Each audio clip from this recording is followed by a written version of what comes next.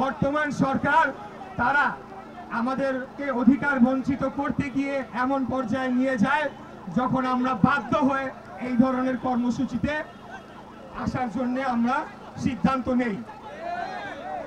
এখন গতকাল আমি একটা কথা বলেছিলাম, যেটি হচ্ছে যে বর্তমান সরকারের ভেতরে যেই দুইজন ছাত্র প্রতিনিধি রয়েছেন যারা একটি নতুন রাজনৈতিক দলের সরাসরি সমর্থক এবং সংগঠক হিসেবেই কাজ করছেন, তাদের পদত্যাগ না হওয়া পর্যন্ত এই আন্দোলন শেষ হবে না, এই ঘোষণা আমি দিয়েছিলাম।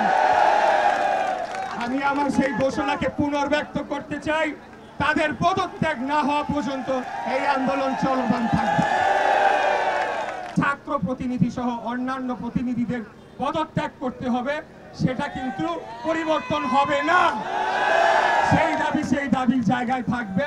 হয়তোবা সরকারের সাথে আমাদের উচ্চ পর্যায় থেকে আলাপ আলোচনা করে এটিকে সমাধান করার চেষ্টা করবে। যদি না হয় তখন সেই অনুযায়ী ব্যবস্থা নেওয়া হবে আন্দোলন সংগ্রামে। পাশাপাশি এটাও বলে দিতে চাই, একদিন আপনারা অবশ্যই বুঝবেন কেন আমরা আজকে এই কাজটি করেছিলাম। যেদিন গণতন্ত্র পুনঃপ্রতিষ্ঠা পাবে সেদিন আপনারা হয়তো বুঝতে পারবেন। তো প্রিয় নেতৃবৃন্দ, এখন আর বক্তব্য দীর্ঘায়িতর কিছু নাই।